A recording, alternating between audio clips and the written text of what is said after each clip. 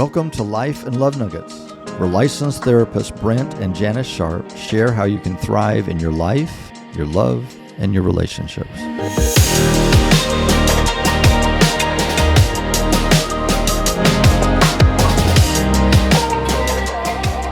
Hello, friends. Welcome back to Life and Love Nuggets. It's Brent and Janis Sharp. We started last time doing this a little bit differently for a couple of times here. And last time, Janis actually interviewed me and kind of what I'm dealing with and in counseling and as a pastor over the many years. And today I'm going to interview her. Okay. And so we're going to jump into that here for just a moment. I was absent for a while you and Preston did some podcasts that I enjoyed. Yeah. And then last week I was on the podcast, or week before last, I guess. Yeah. And so here we go. Yeah. So welcome, Janis. This is Janis Sharp. She's the most amazing woman on the planet. More. I've been married for 45 years. We got 4 amazing children and spouses. We still like each other. We really like each other. Mm-hmm. And got 6 amazing little grandchildren at this point. And we've been doing life together. We've been able to work together in ministry as pastors. We work together now as counselors. And I'm just so impressed with how you care for people and love people. And so I've been excited about this opportunity. Thank you. And so, it's interesting. We, both as counselors for this many years, we do things very differently because we have way different personalities. And so certainly that just means every counselor is different, right? Yes. And so, but I love how inspirational you are and what an encourager you are. Of course, you are that to everybody, but that's actually how you thrive as a therapist as well and as a pastor. And so, and I do think it's important to point out, we're both therapists in separate offices. So a lot of times our front desk will get calls and they'll say, I want to set up an appointment with Brent and Janis. And they're like, Brent or Janis? And they go, Brent and Janis. I've heard them, Brent and Janis. So we do things separately. Yes.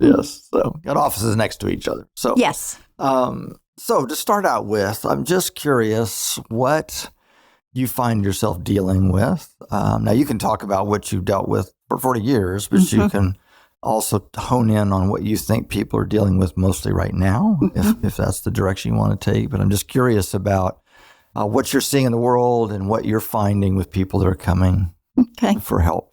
And I think more than anything, I am seeing people that are very overwhelmed.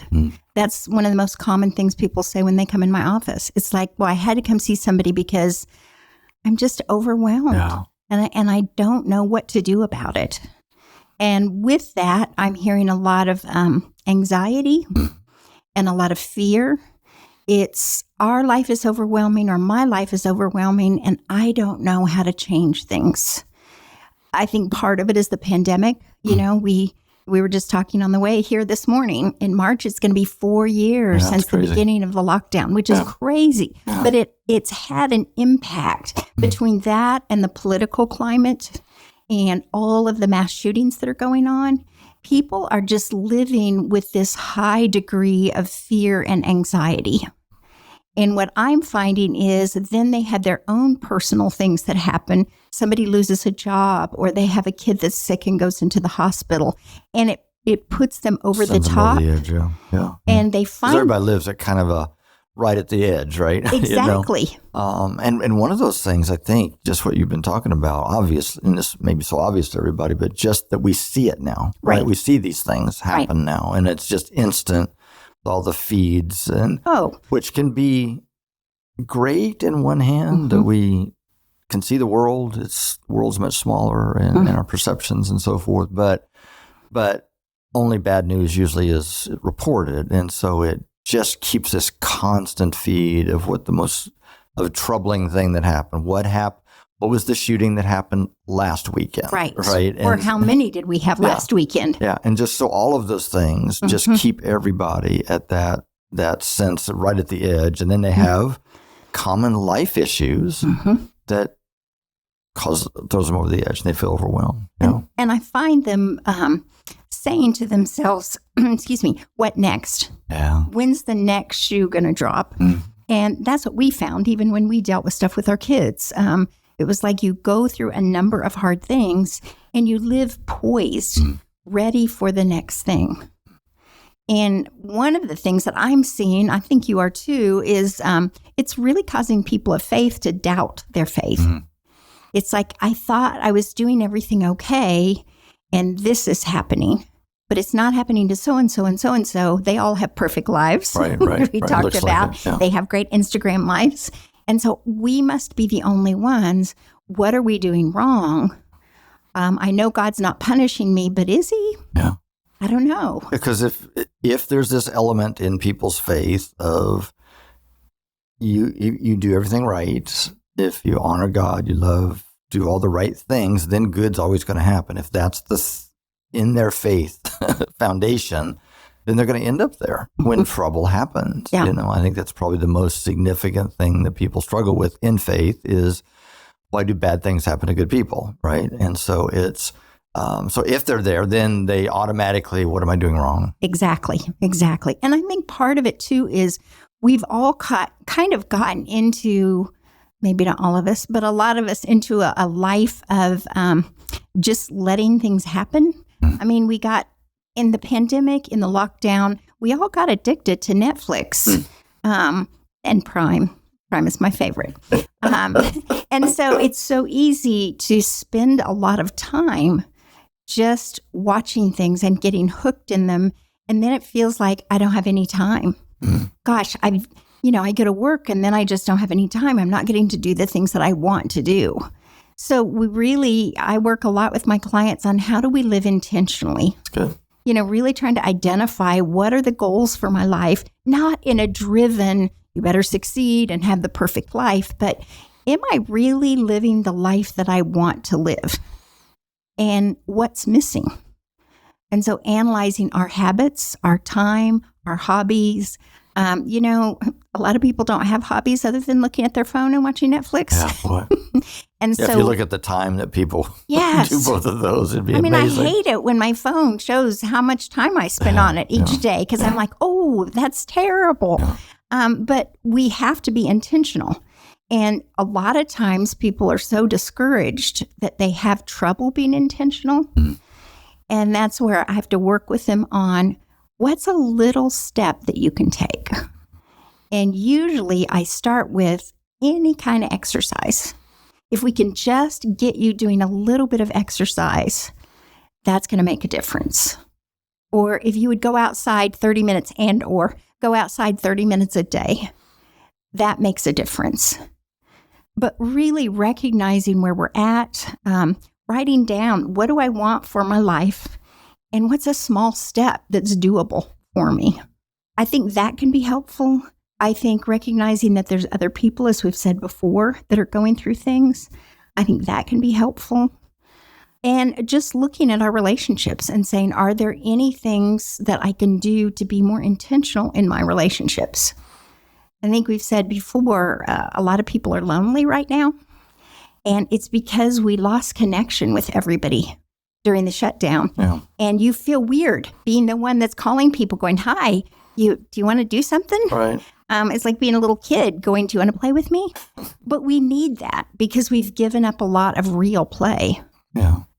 Well, I hear a thread in there.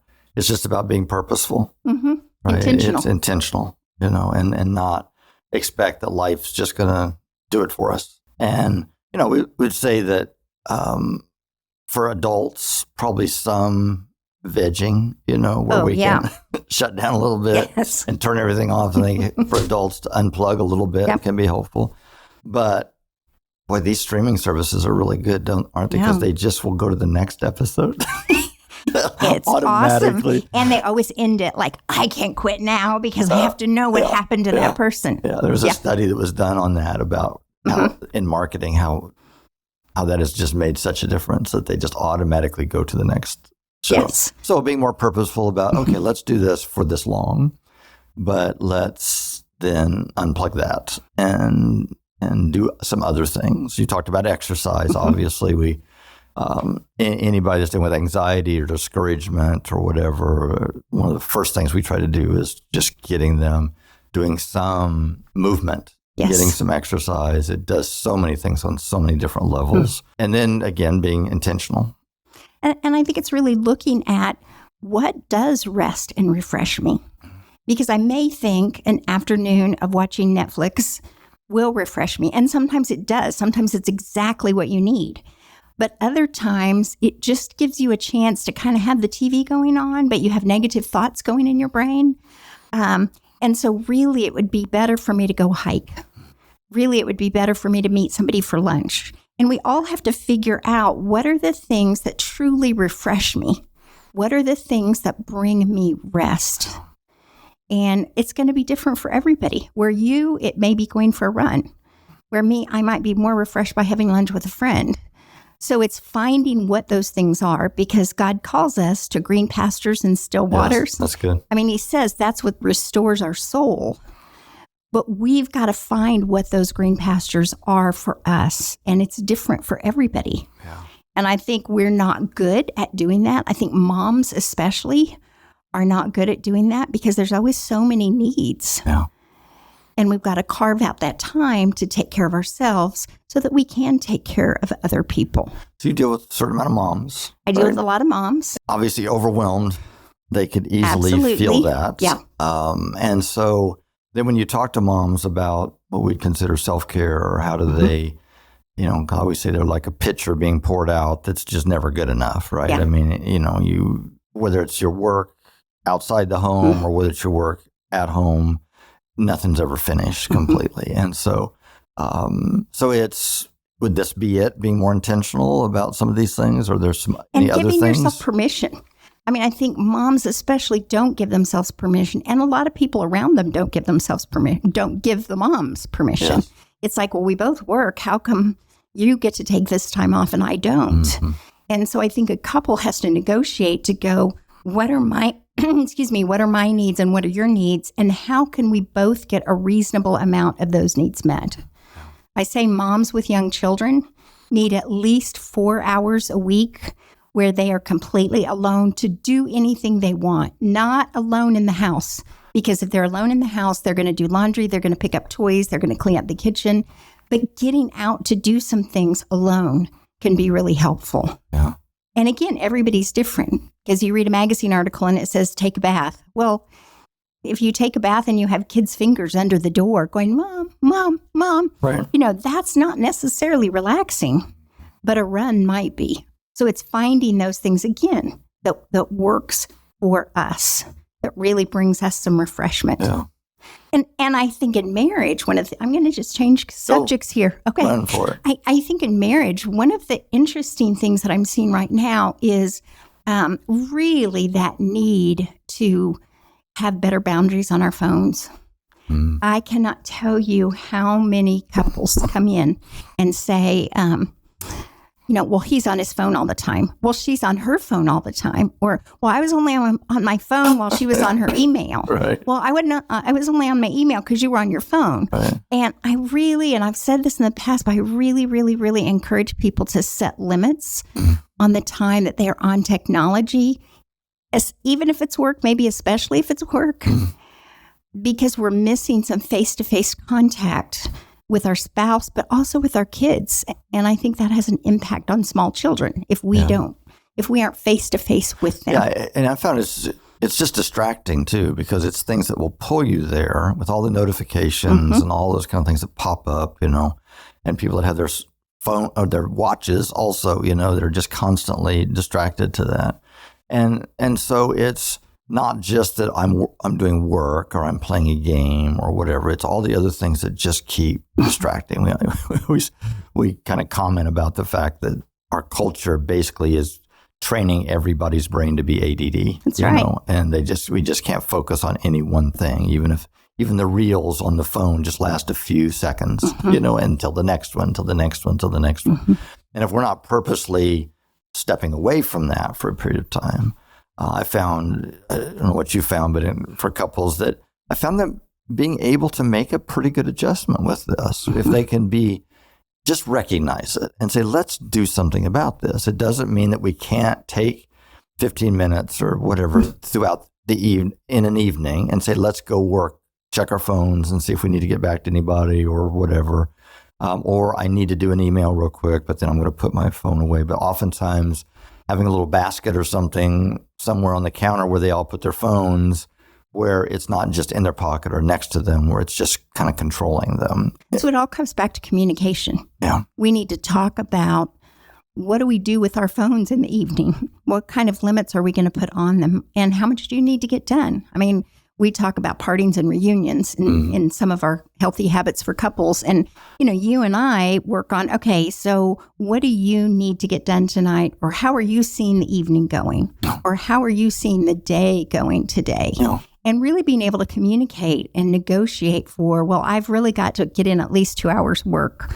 Okay, well, I was hoping to do this. You know what? I'm going to go do that while you're getting your 2 hours of work in. Yeah. But we have to negotiate for all of that to find what works. If we just let it play out, then whether it's a child, I'm going to get drawn off here or there, or just the phone, or, one person, we're all just on different pages, and the whole evening goes, and there's not been a purposeful plan then.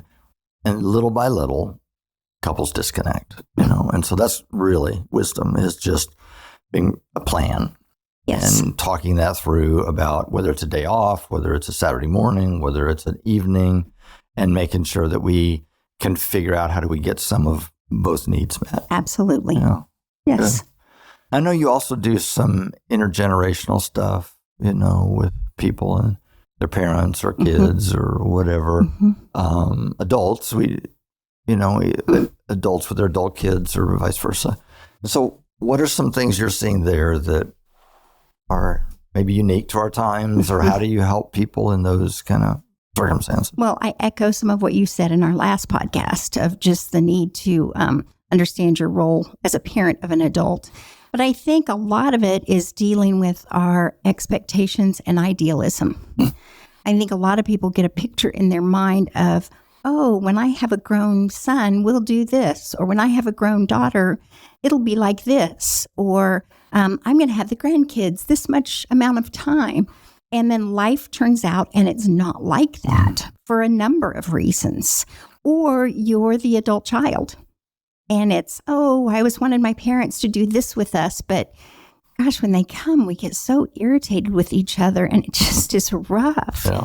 I had a client the other day that said, I figured out that every time my husband and I have a really bad fight, it's when his parents are in town. Yeah.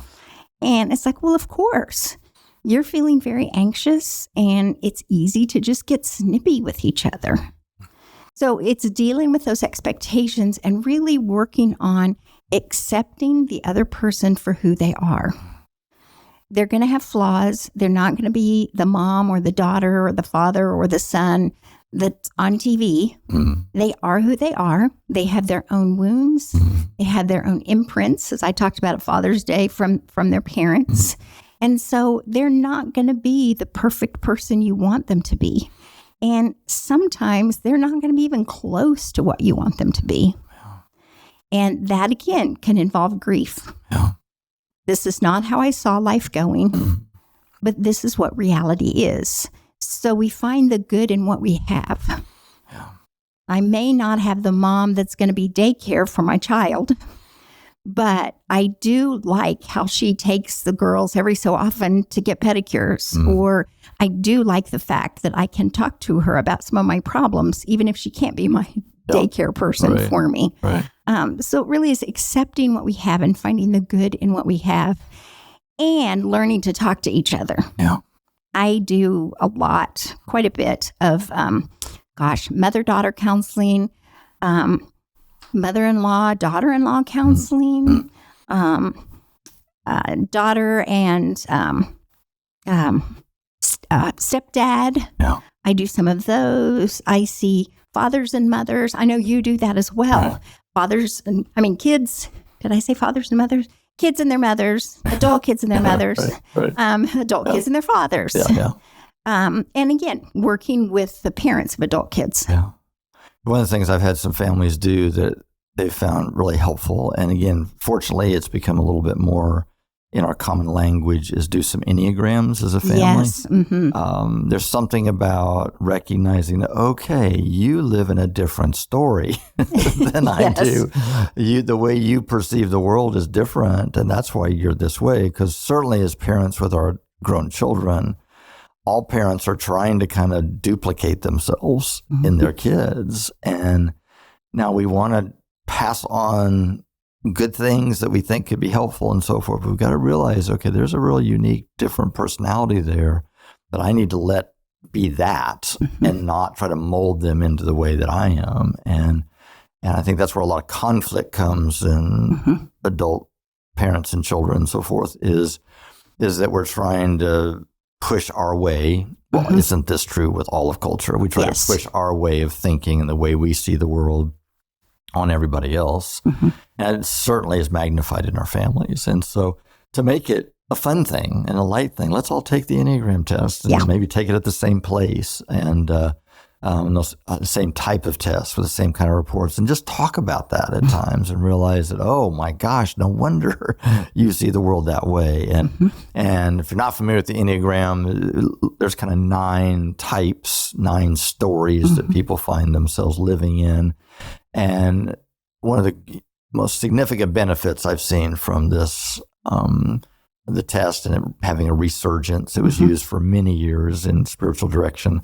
But I've seen a really cool resurgence of that. And I think the thing that it adds to the world is it helps people be gracious towards themselves. Yes. That I'm not as critical or harsh about myself. That, okay, these are my weak spots. These are my strengths, but these are also my weak spots. This is my shadow that's probably going to keep showing up, which is kind of our positive things to their extreme. And then it also helps us be gracious for others.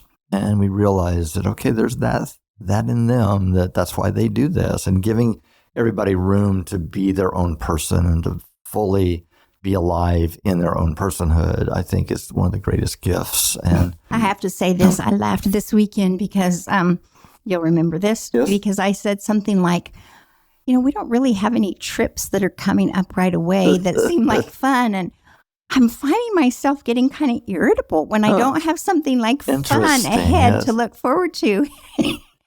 And your response was, oh, really? And you started laughing. Like you recognized I get a little cranky when that happens. But that is part of my personality type. It is. Yes. Just like I know you're going to spot everything that's wrong in a room when we go in. Right. But we can be light with that and we can enjoy it and go, well, of course you feel that way. So my brain's going, we got kind of 2 significant ones coming up, 1 in 2 months and 1 in That's 4 2 months away, Brent. Oh, my goodness. Yes, but it's, again, without criticism, just being able to go, wow, they live in a whole different story. And it's just reminding each other of that. Yes, it's no wonder that's how they see that. Because again, we all tend to slide towards the way that I see the world is the way. And it is just one of the ways. Yeah. And so anything else that would come to mind as we close here, kind of final thing that you see or seeing right now, or something that you would want to encourage everybody in? Well, I do have a fun story that I thought about, and you can decide if you edit it out or not. Okay. No, fun stories will always stay in. I'm always the storyteller. Yes. So I was thinking the other day about when we first started the church, and it was 20-some years ago. And, things were pretty tight. We were pretty broke at that particular point, starting a church from scratch. Yeah. And I remember it was spring break. And I wanted to do something really fun with the kids, but we couldn't really afford to go anywhere fun. Do you see a theme there, that fun thing? Yeah. Showing up again here.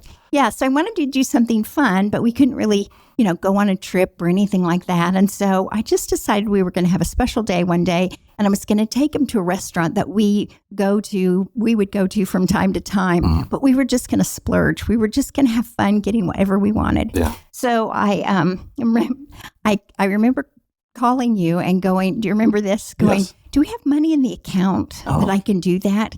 And you were like, yeah, that's no problem. Go ahead and do that. You could do that or go to a movie or something, whatever you guys want to do. That's great. And I was like, okay, good. So we went to the restaurant and we sat down. I told the kids to order whatever they wanted, and they could order drinks, Oh, my goodness. Yes, at the same time. And they were like, are you sure?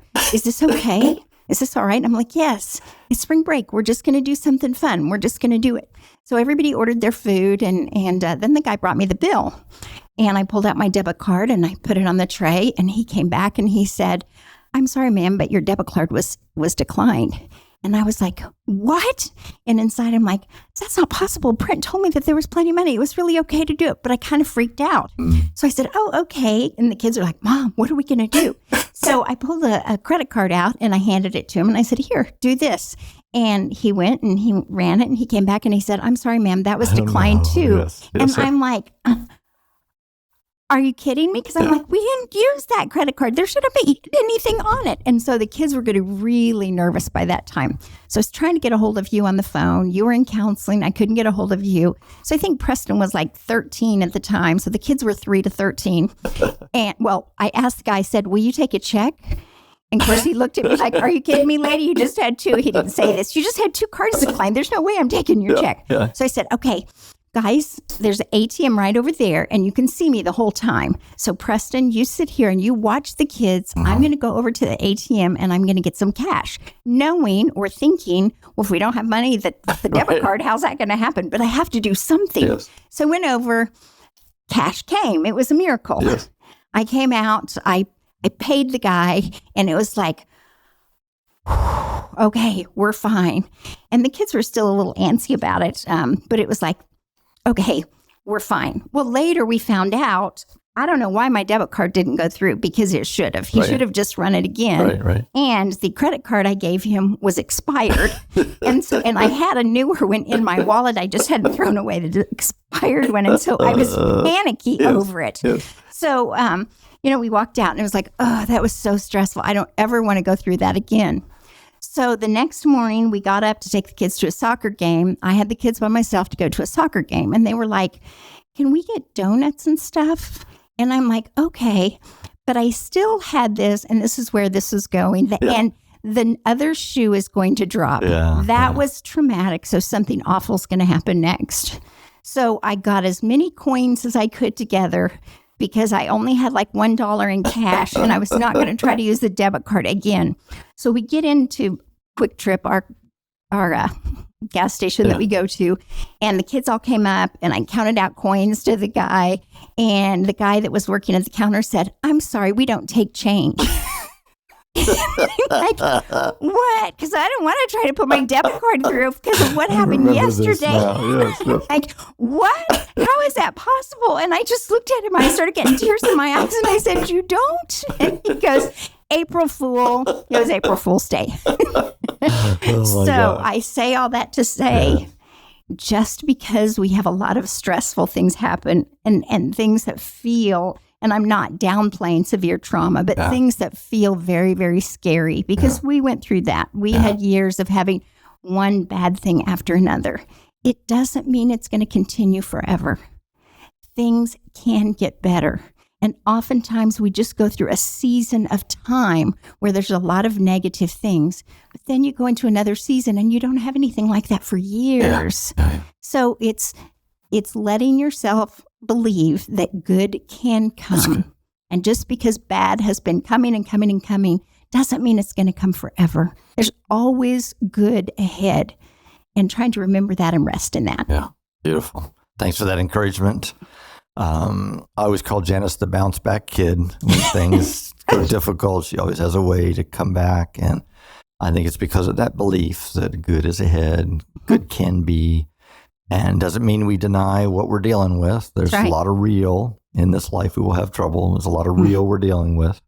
But there's always a way through. There's always a way that we can do something that moves the needle, that pushes things forward. So today as we go, we trust you're going to have a great week ahead. Peace to you. Blessings. The Life and Love Nuggets podcast should not be considered or used for counseling, but for educational purposes only.